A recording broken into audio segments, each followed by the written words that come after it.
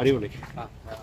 എനിക്ക് ധ്യാനിൻ്റെ ഒരു ഒരു വളരെ നല്ലൊരു story, nice cinematography, nice BGM, കണ്ടിരിക്കാൻ ഒരു എന്താ പറയണ്ട, വെരി വെരി ഇമ്പാക്റ്റ്ഫുൾ മൂവി.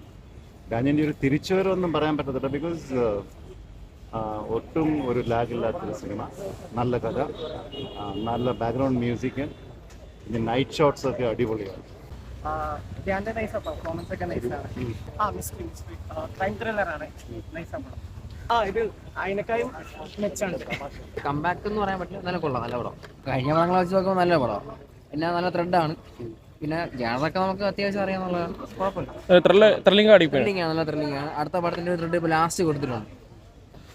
നല്ല അഭിനയം, മോശമായിട്ട് പറയാനൊന്നുമില്ല, കൊള്ളാം, ഒരു കുഴപ്പമില്ല, നല്ല പടം.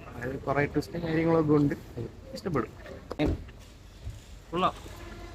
അതിപ്പോ ആദ്യമായിട്ട് എടുത്ത വിവാഹമായിട്ട് കൊള്ളാം, ഇതിലായിട്ടുണ്ട്. ത്രില്ലിംഗ് ആണ്, അത്യാവശ്യം കില്ലിംഗ് ഒക്കെ കിടിലുമാണ്, കിടിലുമാണ്.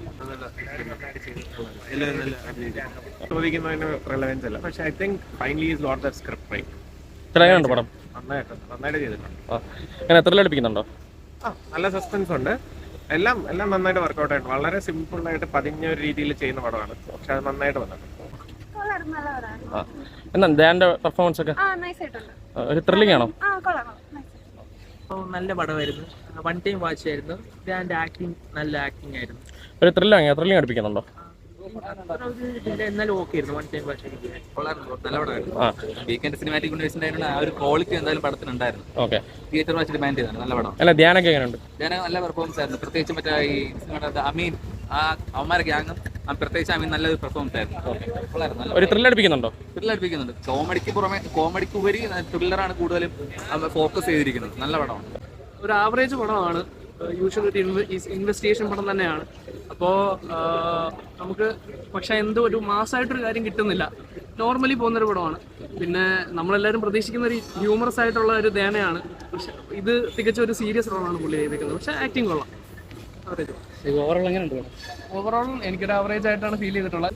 കൊള്ളാം. ഞാൻ യൂസ് ചെയ്തിട്ടുണ്ട്, നല്ല രീതിയിൽ യൂസ് ചെയ്തിട്ടുണ്ട്. പോസ്റ്റ് ക്രെഡിറ്റ് ഒരു സീനൊക്കെ ഉണ്ട്, അടുത്ത വർഷം അത് കാണാം. നല്ല ഒരു ത്രില്ലിംഗ് ആണോ? പിന്നെ കൊള്ളാം, നല്ല ഇത് നന്നായിട്ട് ചെയ്തിട്ടുണ്ട്, കുഴപ്പമില്ല, വലിയ വാവ് ഫാക്ടർ ഒന്നും ഇല്ല, എന്നാലും ബെറ്ററാണ്. ധ്യാന്റെ ബാക്കിയുള്ള പടം വെച്ച് കമ്പയർ ചെയ്യുകയാണെങ്കിൽ ഇത് ബെറ്ററാണ്. എങ്ങനെ ത്രില്ലിംഗ് അടുപ്പിക്കുന്നുണ്ടോ? ധ്യാനൊക്കെ എങ്ങനെയുണ്ട്?